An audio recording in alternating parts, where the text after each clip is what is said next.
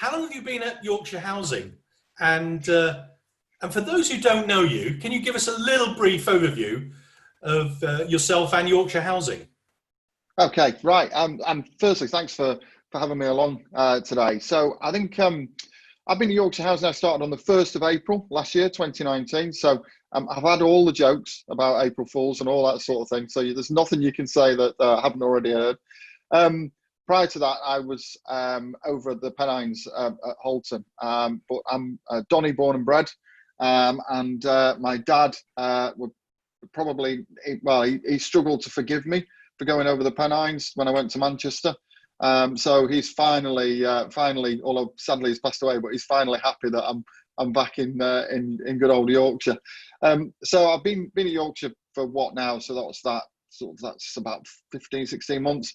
And as I say, Yorkshire Housing is pretty much what it says on the tin. It provides a range of housing options across the whole of Yorkshire. And Yorkshire's massive. Most people don't realise how huge Yorkshire is. It's 100 miles north to south and 100 miles east to west. And it's got everything. It's got, your bustling cities. It's got, your Leeds, your Sheffields. It's got the heritage of places like York and Thirsk and Ripon. It's got, your whole multicultural centres. It's got rural housing. It's just got everything basically in one place. And that's basically what Yorkshire Housing do. And we also build a lot of new homes, as well as have about just short of 20,000 existing homes. And included within that a whole range of housing products. So low cost home ownership, predominantly shared ownership, but also some help to buy, some outright sale. But the majority of what we do is, in terms of new build, is social and affordable rent. So bit of everything really. And we were formed from an amalgamation of several different smaller organisations as well. Okay. How many homes have you got under management or ownership? It's around about 19,000. So just but with the development pipeline that we've got and the completions that we've got, that will tip over to 20,000 in the next sort of year, 18 months or so. So yeah, it's a growing organisation.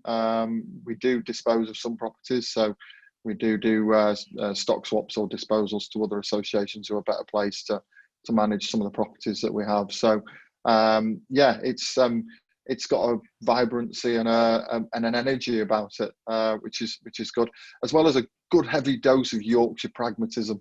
And having been away from Yorkshire for a while, I have been reintroduced to certain phrases like, no matter what the problem is, the first response is, it'll be reet, we'll sort it, it'll be reet. And the other one is chuffing out, which is a phrase I've not heard in years, and took me back to my childhood, and even now I smile thinking of that one. Brilliant. So obviously you've kind of given us a broad brush of Yorkshire Housing. I'm interested in, what was your sort of entree into the sector? How did you sort of start? And I think any CEO will tell you, if they're honest, there's a great degree of luck in it. Sometimes opportunities come up and you're able to take them. I think also just making it happen yourself. So to sort of, not wait for opportunities to come up, but actually go out there and try and sort of raise a bit of profile. And certainly when I was developing my career, it was never a deliberate tactic to have a brand or whatever or a presence. But actually, when there were opportunities in the organisation, it was about suggesting new stuff and being part of things where you were piloting new ideas, or if in those very sort of dry core briefs and corporate briefings, but if there was a little nugget in there, just to follow up and go, what, saw that, be interested. Is there any way I can sort of, give it a go? I think today, budding CEOs have got a huge sort of platform, the whole social media opportunity. Twitter, yes, but I think LinkedIn in particular is just a phenomenally powerful tool that in housing terms is very underutilized. But people have this unique opportunity to develop their own brand and personality, as well as that of the organisation and the business that they represent. So I think I would say to people, don't sit back, don't wait for things to happen. Nobody's going to come and offer you a job. You need to get up there and make it happen. But goodness me, there are so many opportunities now to be able to do that and develop that brand and that persona and get recognised and known. Why wouldn't you want to take that? Yeah, absolutely. What's been the biggest change you've seen in the organisation, A, since you joined, and B, in the sector? Right. Okay.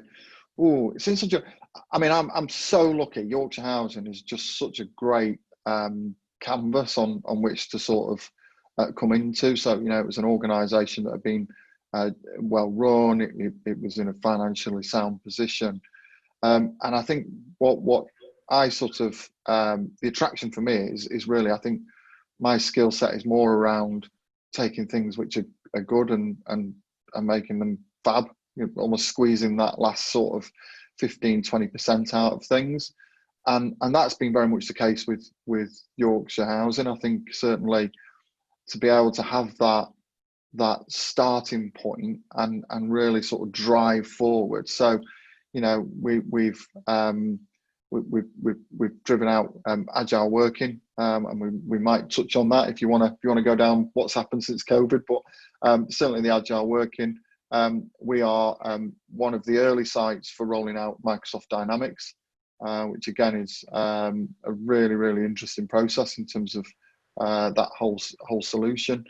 But also, I think we've just got more clarity. We've just become a lot clearer on things. So I'm a big fan of infographics, huge fan of infographics. So our business strategy is predominantly an infographic, and that way I think people get it. It's really clear. It's really simple.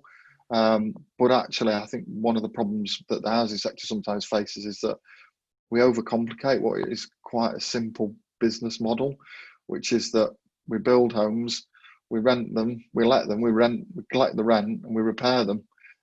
And you know, people will say that's oversimplified, and it probably is. But I think sometimes we do overcomplicate things. In terms of the sector, where the sector's moved to, I think there's probably more collaboration than there used to be. You know, certainly Yorkshire Housing are a member of Homes for the North, as well as obviously the usual sort of trade and professional bodies like the Fed and the CIH, but also things like the Northern Housing Consortium. But I think there's more there's a more shared desire and willingness to collaborate on projects or certain topics, and I think where that sits within the sort of increased levels of devolution means that if you don't do that, the housing voice is not going to be heard. So I think that's the shift I've seen certainly within the sector. You know, it was probably the case even 5-6 years ago that people would continue to plough their own furrow and that whole thing of splendid isolation. Whereas I think there's probably less of that now. I think there's a lot more willingness to collaborate.